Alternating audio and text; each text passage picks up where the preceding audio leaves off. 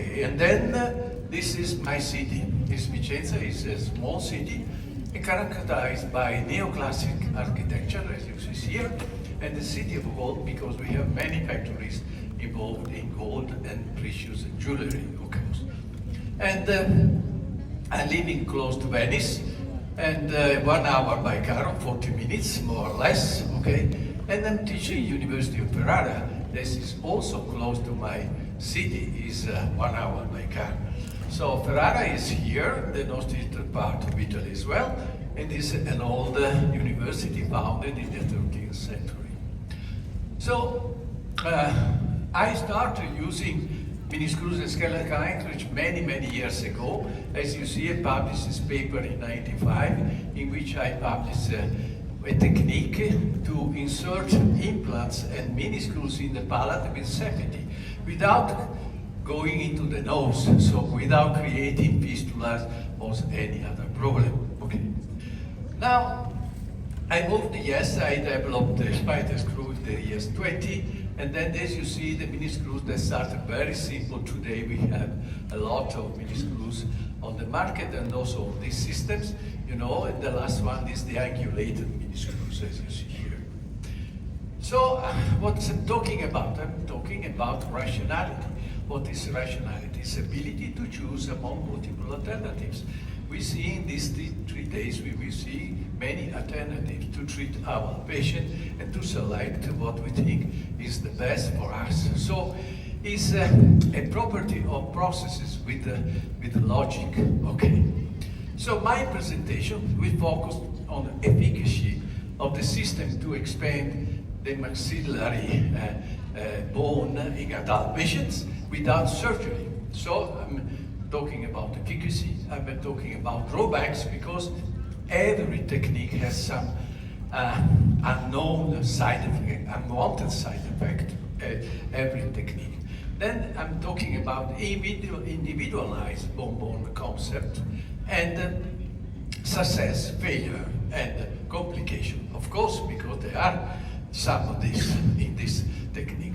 The first paper published on the marker of the skeletal maxillary expansion was by Ki-Chong Lee and Joanne Park, who are here with us.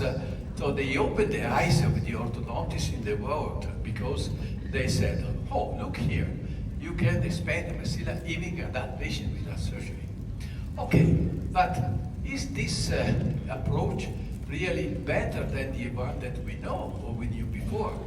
Then other people published, okay, and they are using and named and marked in different names, put different names according to the one. And here you see they are using a certain kind of appliance, as you saw before, in which is a prefabricated appliance. You put in the palate and you put 4 mini screws and you open. But is MARPE better than SARPE? First question for us that we are clinicians. If you look at the literature, in this study, okay, by Oliveira, they compared SARPE with MARPE. They came to the conclusion that MARPE showed an increase of skeletal, they increase in skeletal transverse maxillary expansion. So we have more maxillary palatal expansion, the basal bone, in respect to MARPE, to SARPE. And MARPE has also a more parallel expansion, both in coronal and axial view, okay? There is less buccal inclination than velo process in respect to SARPE. So it seems that it's really much more advantageous in respect to SARPE.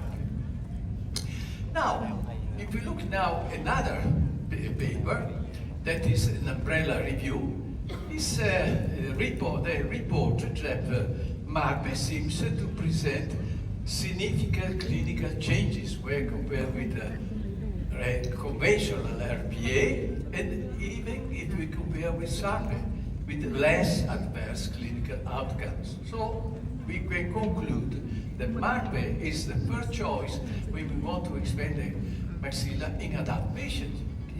So first choice should be that. But there are also some unwanted side effects. What is the unwanted side effect? The MARPE, well, first of all, is acronym. It's a maxillary miniscrew anchorage, a rapid palate expansion. So it means we are expanding by using miniscrews. Then we have different types of approach. One is appliance driven. We have our appliance, we put them, we connect the appliance with the teeth, and then we expand. Okay? So it's a teeth connected standard appliance, you put there, finish. But there is another concept, it's a bone driven appliance. So we want to expand the maxilla, not relying on this type of appliance, but rely on the amount of bone we find in each individual patient. So it's an individualized approach. When we apply marble, we have miniscrews applied in the palate, okay, and we connect with the teeth. Of course, when we activate, we are going to apply a lot of forces we saw before. Can be 4 kilos, 3 kilos, 10 kilos, and so on. What happens with the miniscrews? The miniscrews are not cost-integrated. So what they do, they move outside. We have a lot of research that says that. So by moving the screws in the lateral direction, what happens to the teeth that are connected with the marble? They cannot stay where they are. They are going to incline, of course, and they are going out a little bit, of course. Okay. So sometimes we apply forces that sometimes they bend the miniscrews as well in order to be successful. So what happens to the teeth? The teeth can have even some fenestration. In young people, we can recover very suddenly. Adult people, we know that periodontium is not capable sometimes to recover as we would like. And suppose we have this patient with a narrow palate, with a thin periodontal support, okay? You see how much thin is in the buccal bone, in the molar area. And you see the level also, the level is very high because this patient lost the periodontal support before, okay? And there are many, because when we have narrow palate, normally what we have a thin periodontal support, okay? So if we now apply an appliance like that, and we start to expand, what happens? It happens that we are losing thickness in the bone, in the buccal bone, and then we are also losing the height of the buccal bone. So this is something that's been described in the literature, because Moore reported this, as you see here, in which he described that, in conclusion, the incorporation of teeth into bone expander resulted in increased severity of side effects, okay? So we have high loss and formation of dehiscencies. And there is also other studies, as you see here. This is systematic review. We have decreased the mean buccal bone thickness and also loss of buccal alveolar height. That is something that I don't like to have in my patient. So even, especially today that we are talking a lot about patient-centered orthodontics, I don't want to create problems to have advantage and have drawbacks or unwanted side effects. So therefore, the University of Ferrara, we created this is a digital planning research institute in which people are focused on all the digital technology applied to different fields in orthodontics and also to skeletal anchorage, okay? And we thought we want to expand the maxilla, yes, because this is a wonderful idea, really. But we want to do it without touching the teeth. We won't rely only on skeletal anchorage. We don't want to touch the teeth, okay? So, here, the clinician can send their X-rays as they are fine, as you will see. And if you want, you can send and ask to plan for you, okay, this type of approach. So you can take also a picture of the QR score. But so we are using the big cortical concept because we are relying only on skeletal anchorage. We are not relying on teeth, okay. So the forces, we want the forces are going to be dissipated on the meniscus. And there are several studies who demonstrate that if we have a bicortical anchorage, we have better stability, meniscus stability, okay? So we want, based on this logic, to have better meniscus stability to be able to expand the maxilla. And when possible, we are looking for three cortical anchorage. these are sites where we have probably sometimes more bone than in the palatal vault. So why not to take advantage of sites where we have more bone? Okay, and we described this in 2022. And that is a patient. Okay, it's an open bite, it's a class 2, it's a cross bite. Okay, we want to expand the maxilla and then correct occlusion. And at that time, this is one of the first cases, 2014. Okay, we plan the mini screws in this way, as you see. It's a strange way to plan them. Okay, but we are searching places where we have bigger amount of bone. Okay, so no tooth is involved, and because we wanted to apply the mini screws and the appliance in a single time, okay, we did an appliance like that. We were successful.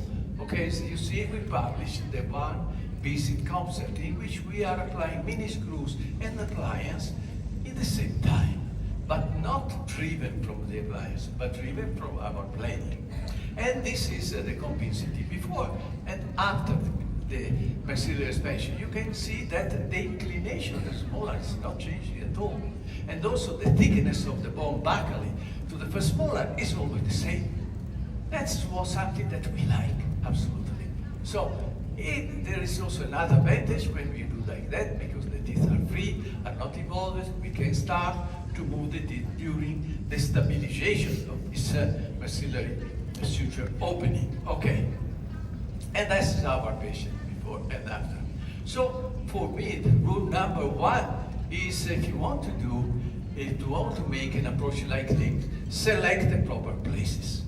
Now, how can you apply the mini screws there, exactly there? We developed a system that is called MPA, Mini Screw Assisted Palate Application, in which we are using digital technology. So we superimpose the SAT file of the maxilla to the compensity, and then we plan virtually the mini screws in places where we find the biggest amount of bone.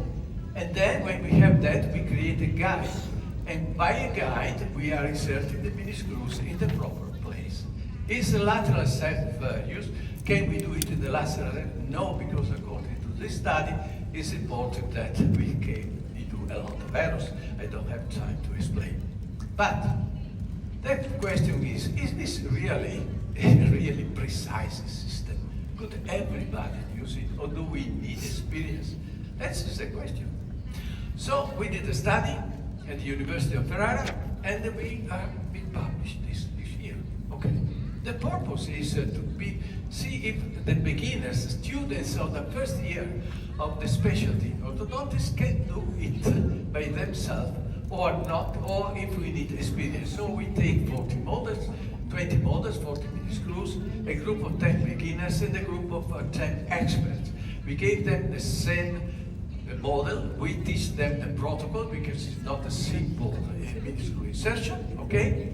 And then what we did, we take all the models with the 2 mini screw inserted, then we put the scan abutment, and then we superimpose each model of each participant to the original one in which we plan the guide, okay? And then we superimposed it, we did some measures in the 3 plane of space. And we did that, you see here, 9 measurements in the 3 planes of space. And the apex, and the head of mini screws, and the angulation. And what is the result? That, of course, we were expecting some errors, but the beginners made an average error of 0.28 millimeters. That from a clinical point of view, this 0.28 is nothing, okay? Even the expert, they made some errors, okay? They did 0.12. So the difference between expert and inexperts is 0.16. But what is the most important message of this research? Okay, is that the system is reliable, and we can perform also what we call one visit technique. So it means we can apply the mini screws and the appliance simultaneously, at the same time, in the same appointment. That's most important. okay, for us. We want to not 2 steps, but 1 step. Okay, I want to present another patient now. This patient is, Martina, and she is an open bite. She has a narrow maxilla. We would like to close the bite and expand the maxilla. The maxilla sometimes that seems to be very narrow, but if you look now, this what is with the convincing D you see here is really narrow in respect to the mandible. You can use different technique to measure the differences, but we see immediately that maxilla is too narrow. Another thing we see immediately, that the root of this patient, the upper maxilla, are not inside the bone perfectly, okay? Many teeth are a little bit outside. So the periodontal support is still buckling. So we want to expand the maxilla, yes, but we don't want to expand and provoke periodontal problems. Now, could we have failure, or may we predict success? If we look at the literature, as been shown before by Kijun Lee, okay, if we rely on this study, okay, they say that when we have mid-sagittal suture with these characteristics, probably we have failure. We need surgery, okay.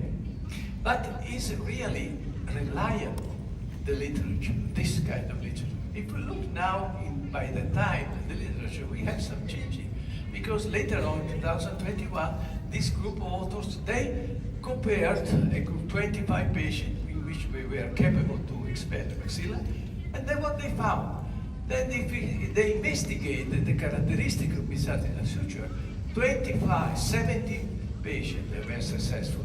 They had a mid-sagittal suture characteristic B and C that is predictable to be successful, but 11 of them, they were stage D and E. So they concluded that the characteristic of mid-sagittal suture is not reliable, okay? But it's more important is the age of the patient, because when we increase the age, we have decrease of success. Another important thing is the amount of bone we have here, okay? This is important, how much bone we have. So it means we need stability for the meniscus, of course, if we need a lot of bone here. It depends from the amount of bone. And we also can understand, we have to also point out that they are using a MARPE appliance driven. Okay, MARPE doesn't describe every kind of approach. Okay, so result is no, the mid-sagittal characteristic of mid-sagittal suture doesn't help you.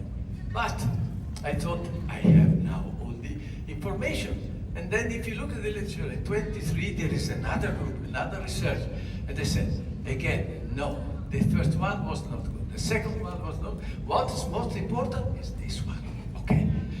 Zygomatico maxillary and pterygomaxillary suture are the most important to look for. Okay, if you want to have success, you have to look at that. Okay, we have everything. But now, if we go to 2025, we have another paper. And this group, they said, oh, the majority of resistance is not there, okay? It's here, the pterygopalatine suture. So they give us another classification of this suture, and they underline that it's more important the pyramidal process, how the pyramidal process is matching, okay, the pterygoid notch, okay. That is very important area to look for in order to predict success and failure. So if we mix together all the literature, we really don't know where to rely on, okay. That's why we need what? We need expertise to when we do that, okay? Because it's not always simple, okay? That's why at the university we said that we need a team that follow the literature, that look at the cases carefully, and they suggest and help you, okay? And that's what we do today, because we want to have an individualized, okay, approach. In this case, Martina, this is the suture. If you look at the characteristics, what do you say? This is probably D, probably E, and probably it's a failure. But we do bicortical and tricortical in the posterior. As you see, yes, in the tricortical, we are higher than the nasal former. It is wrong, if we go closer to the center of resistance. Depends what you want to have. If I want to expand the basal bone, the basal support, for me it's not wrong. For me it's correct, okay? So it depends what you want. So it's always an individualized concept, okay? Orthodontics is always like that, okay? So we describe the three cortical anchorage.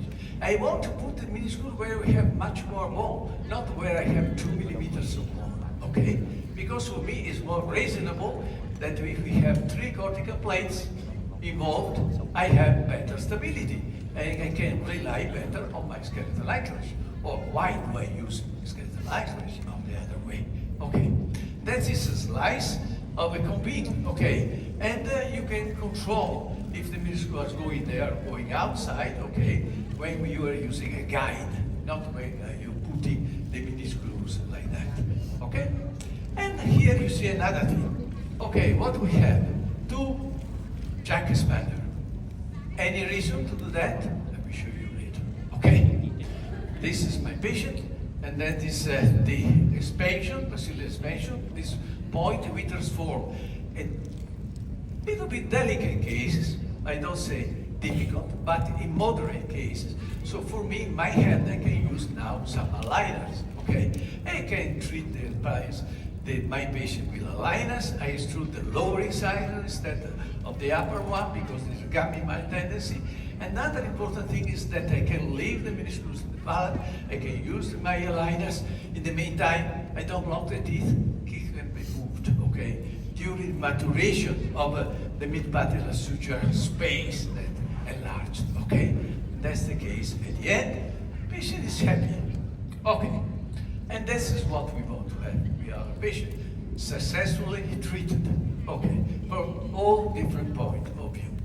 Now, this is the combing because this gives me more information. More information to compare the amount of bone we have buccally, okay? I don't think I decrease the bone buccally in this case, okay? Now, time is running, yes.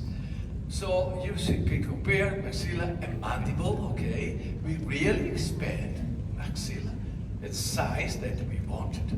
So for me, message number 2 is use sides with larger amount of bone if you want to expand the maxilla, okay, successfully with an individualized approach. But of course, success and failure are very close. So you can really the ways to have success and failure are very close. Sometimes for minimum error, you can go to the failure way, okay? And we don't want to go in that direction. We want to have success direction. And you see, it depends from many things.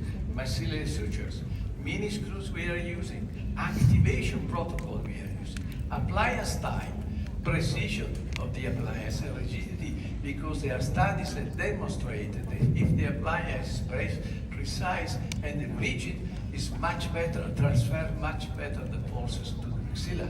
Okay, so regarding minusculus, I'm using this one because it has a conic part at the beginning to overcome the disparallelism, and also we have also vertical walls that they can withstand to the lateral forces that when we want to expand the maxilla. Okay, so I like these two concepts. And today we can also rely on angulated minusculus because we want to insert the appliance very easily. Regarding the activation is a study from Wieslander and Walter, okay? And they published that if we don't apply too much forces and we go slow, it's better than applying high forces and go rapid. And this is a human being, it's not on animal study, okay? So today we should speak about not MARPE, but MASPE. Minuscule assisted slow palatal expansion. And in fact, I'm using a slow protocol. I'm not activating one activation per day or 2 or 3. I do it one every 2 days, okay? Sometimes every 3 days, okay? And how much should we expend? We can expend a lot. There are some people that say we cannot spend more than 4 millimeters. you can expand a lot. But the expansion, maxillary expansion, depends from the lower arch, remember. So it's the lower arch that give you the amount of expansion you need, okay? It's not the fact that you want to show big expansion. And also in this case, you see, we have a complete crossbar in the beginning, the molar, and then we have a resolution of the crossbar. We didn't influence the inclination of the upper molar. Absolutely, as you see here, we didn't influence also the thickness, the bone thickness buccally. So, for me, this is very important. And here you see how much expansion we reached in this patient because this patient needed, okay, 10 in the anterior and 8 in the posterior. Another important concept is that when I'm using mini screws to expand the palate, I don't want to remove the appliance and remove the mini screws. Why? To put other mini screws to go over with the treatment. No, if I need mini screws, I leave the one that I need. And during treatment, for example, in this case, I perform two extractions in the upper arch, and then I wanted to reinforce the anchorage, you can use it, okay? Why not? So I like a triple system, absolutely, because I respect my patient, okay? And now, what's about this tandem skeletal expander? We did some research, but I want to notice, underline that the first reason was that we developed because we want to go closer to the center of resistance. Because when we have narrow palate, the expander doesn't stay close to the palatal vault, it stays down. And we have a lot of lever. And when we have a longer lever, we have a bigger possibility of failure because the midicles are moving too much and we are expanding the teeth, okay? So, I want to go to put my expander as close as possible to the palatal vault. So, there's no space, we put one in the anterior part, one in the posterior. Okay, so but there are other advantages. Easier to activate, we discover later. We don't need to apply big forces to activate. We don't need a special range, okay? We don't really, okay? Very, very easy to activate. Third advantage, we can make differential expansion. Are your cases all symmetric? No. Sometimes I need to expand a little bit more in the anterior part or in the posterior. So at the end of expansion, I can also differentiate the amount of expansion. And these are the main advantage. So I want to show this patient. Patient is an open bite, again, is a lot of gingival recession. So if we have a lot of gingival recession, means that also the bone is done. Okay? We have many periodontal problems. The lower canine is out, you see. So now it's an open bite, we want to be treated with a surgery. This is cephalometric, okay? And this is suture, mid-anterior suture characteristic. So what can we do? What can we predict here? It can be difficult, okay? So we perform a mini screw insertion and we plan the mini screws as usually. We thought we want to have 6 because of the anatomy, of the characteristic of the other sutures, okay? 2 expander and we expanded, and seems we have overexpanded, but it's not because now we want to intrude the teeth. And we want to use the same mini screws that we used for the expansion, okay? We leave some of them, and then we are creating a system that inside we are using a bar, okay? And outside we are using plates, and we are using, for example, mini screws, straight mini screws, conic one in the anterior, and angulated the posterior, and we use the same mini screws to treat the patient, and we didn't use any other mini screws to do that, to control the open bite, okay, so we treated the lower, in the upper a little bit, from the open bite, we finish with a deep bite. Now we can intrude the incisors with a simple wire, okay? And we correct the gummy smile as well. So at the end, we have a total intrusion, okay? And this is superimposition. This is structural superimposition, okay? That's, you superimpose according to Bjorn. And this has cephalometric, structural superimposition, and sectorial superimposition as well. Now, okay, if you look now at the convincing, we see really make a major movement that we obtain in cases like this. Okay, and that is they can be 3 years after. You see that the bone maturation, there is bone inside the midsection suture, and the size of our maxillary expansion is almost parallel. And that's a patient smiling at the beginning, at the end, they compare, very happy. So, is three cortical angles advantages? So we thought we do a study. And we perform a study with a finite element analysis, okay? And we compare three cortical, bicortical, we compare MARPE with a single check screw and MARPE, or you want to call tandem, with two expanders, okay? And we did this, and what we found, the amount of expansion is greater with tricortical anchorage in respect to bicortical. And second result is the two screw expander, the tandem, is generates a parallel opening, both in the transverse and coronal place, promoting balding expansion of the maxilla, and seems to be more advantageous in respect to the single one. But we did also a study on human being, and we are now publishing it, okay? And you see, because it was a work of a student in the university, okay? And we did in 24 patients, as you see here. And what is the result? It's affecting the maxillary expansion, okay? No tooth is involved, okay? Parallel maxillary expansion, okay? And little or no effect on dental tipping, and no effect on alveolar bone bending, and buccal thickness. This is demonstrated in these cases. And the spatial outcomes appear to be independent from the vertical skeletal pattern, things that has been reported in another study, but also is independent from patient age. It's a small group, but this is our result. So rule number 3 for me, select the proper appliance, because really we found that there are some advantages with this appliance. But failure is not predictable. Okay, you cannot predict we have a failure. I have success. Cannot be excluded with certainty.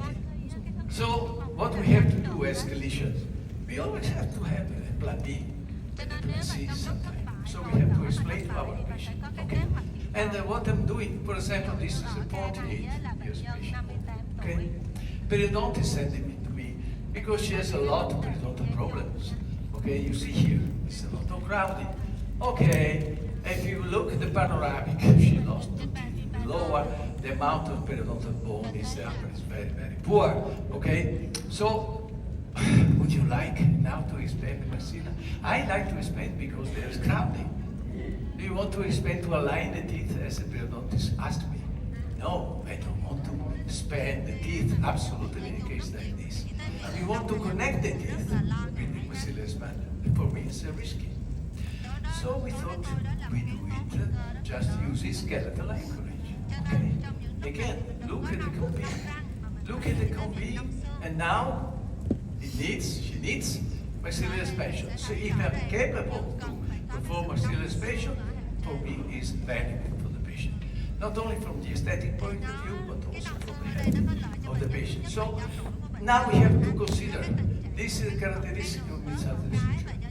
What do you do? So we have to take in consideration the age of the patient. Remember, if you increase the age, you increase the difficulties. Suture staging, okay, periodontal problems. So we have to select the proper mini screws, the number, type of appliance, and eventually explain to the patient that eventually if we can use some adjunct therapy. There is only one paper that provides you some information about, for example, cortical puncture. This is an adult patient.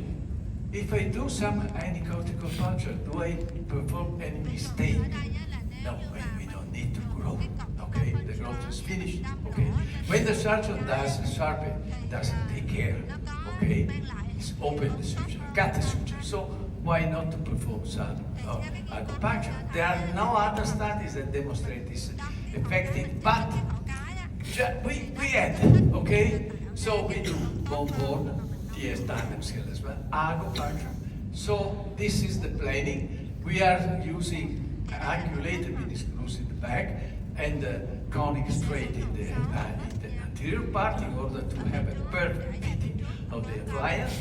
And then we have a guide to perform acupuncture without perforating the palatal nose. Okay, and then we combine both of them, as you see. That is expansion. We are successful. Okay, then we treat the cases again with the liner and the lumbar. In the lower, we select the instruction to our incisor. Okay, and this is a case at the end, class 1, perfect thing at the end, and we aligned. We didn't create any periodontal problem, and the patient is 60 and is smiling again. Okay, that's what we provided, individualized with an individualized approach. If we have a failure, if we are capable to analyze the reason, remember, it's not a failure, can be a step to the success. Okay, you can understand where you make a mistake and where you can improve yourself. So in some cases, we do acupuncture, and we do another thing, we do corticotomy in difficult cases, and we announce the patient, if we are not successful this way, eventually we do this. Okay, and this is another step to provide success in our patient. I'm going to take conclusions how, you see, transversal dimension we suffer, we can correct without sucker. I call bloodless sucker. This is our approach, okay? We can move, if you want, from the appliance driven to the bone driven. Okay, I'm using the posterior part of superior insertion side for a parallel and larger maxillary expansion. The tandem skeletal expander seems to be effective without drawbacks, and cortic puncture can be added in some patients. But of course, we must. The first rule is not nocere. Be trained properly, study, and listen correctly. So I give you 3 messages to finish my lecture. We need to respect our patients. So think about that, okay? Because we are responsible for our treatment, okay? And so we have to propose to our treatment reasonable type of treatment. So it's rational type of treatment, because our patients should be treated very, very precious thing. So we have to be concentrated in each patient and needs proper treatment. So I thank you for your attention. Thank you. Thank you very much for your very